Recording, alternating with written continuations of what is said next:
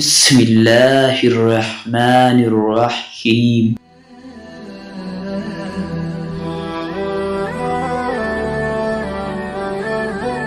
تاریخ اسلام میں ایک عبرتناک واقعہ بیان کیا جاتا ہے کہ دور نبوت کا دور ہے اور امام ظاہری رحمت اللہ علیہ ناقل ہیں کہ حضرت عمر رضی اللہ تعالی عنہ روتے ہوئے حضور صلی اللہ علیہ وسلم کی خدمت میں حاضر ہوئے۔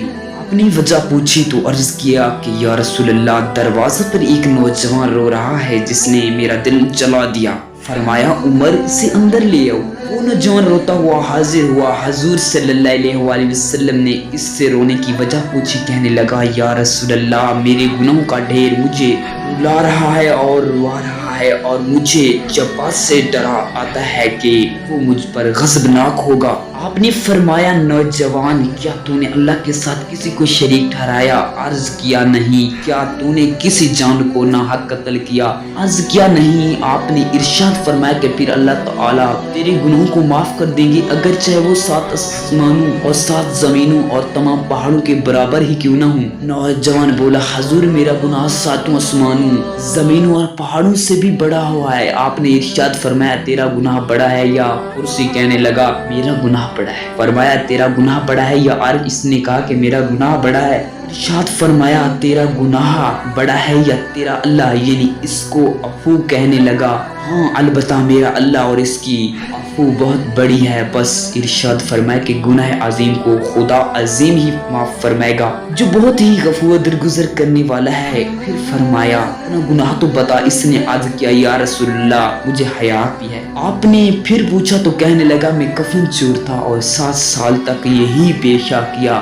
ایک دفعہ انصاری کی ایک لڑکی فوت ہوئی، میں نے اس کی قبر کھودی اور کفن اتار کر چل دیا۔ تھوڑی دور گیا تھا کہ شیطان نے مجھ پر غلبہ پایا اور میں نے لوٹ کر اس سے مجاہد کر لی۔ نکل کر تھوڑی دور گیا تھا کہ دیکھتا ہوں وہ لڑکی کھڑی پکار رہی ہے کہ اے نوجوان، تجھے قیامت کے دن جزا و سزا دینے والے سے حیا نہیں آتی؟ جس وقت وہ اپنی کرسی پر بیٹھ کر فیصلہ کریں گے اور ظالم سے مظلوم کا بدلہ دلوائیں گے، تو مرنے والوں کے مجمع میں مجھے ننگی کر کے چل دیا اور میرے اللہ کے روبرو مجھے بحالت جنابت حاضر ہونے پر مجبور کیا۔ یہ سنتے ہی حضور صلی اللہ علیہ وسلم اچھل کر کھڑے ہو گئے اور اس کی گدی میں ایک ڈھول رسید کی اور فرمایا کہ فاسق تو بس آگ کے ہی لائق ہے، دفع ہو یہاں سے۔ نوجوان وہاں سے نکلا، 40 راتوں تک اللہ کے حضور توبہ کرتا ہوا مارا پھرتا رہا۔ 40 راتوں کے بعد آسمان کی طرف سر اٹھا کر کہنے لگا اے محمد صلی اللہ علیہ وسلم کے خدا، آدم ہوا کے معبود، اگر تجھے میری توبہ منظور ہے تو حضور صلی اللہ علیہ وسلم اور آپ کے صحابہ رضوان اللہ اجمعین کو اس کی خبر دے، ورنہ پھر آگ مجھے جلا دے اور بھیج آگ کو وہ مجھے جلا دے اور آخرت کے عذاب سے نجات دے۔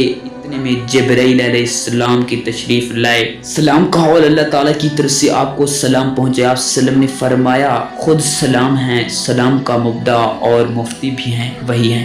جبرائیل علیہ السلام نے کہا کہ اللہ فرماتے ہیں کہ کیا مخلوق کو آپ نے پیدا فرمایا ہے؟ مجھے بھی اور تمام مخلوق کو اس نے پیدا فرمایا۔ عرض کیا وہ پوچھتے ہیں کہ کیا آپ مخلوق کو رزق دیتے ہیں؟ فرمایا بلکہ مجھے بھی اور تمام مخلوق کو اللہ تعالیٰ ہی رزق دیتے ہیں۔ عرض کیا وہ پوچھتے ہیں کہ بندوں کی توبہ آپ قبول کرتے ہیں؟ فرمایا بلکہ میری بھی اور بندوں کی توبہ ہی قبول فرماتے ہیں۔ پھر کہا اللہ تعالیٰ فرماتے ہیں کہ میں نے اپنے بندے کی توبہ قبول کر لی ہے، آپ اس پر نگاہ شفقت فرمائیے۔ حضور صلی اللہ علیہ وسلم نے اس نوجوان کو بلایا اور اسے توبہ قبول ہونے کی بشارت سنائی۔ تو عقل مند آدمی کو اس سے سبق لینا چاہیے اور جاننا چاہیے کہ زندہ کے ساتھ زنا کرنا مردہ کے ساتھ زنا کرنے سے زیادہ گناہ ہے۔ اس کی معافی کے لیے حقیقی اور سچی توبہ کرنی چاہیے۔ دیکھیے نوجوان جب سچی توبہ پیش کرتا ہے تو اللہ تعالیٰ نے اسے معاف فرما دیا، اور یہ بھی ضروری ہے کہ جس حیثیت کا گناہ ہو اور توبہ بھی اسی درجے کی ہونی چاہیے۔ Subscribe to channel. اللہ حافظ۔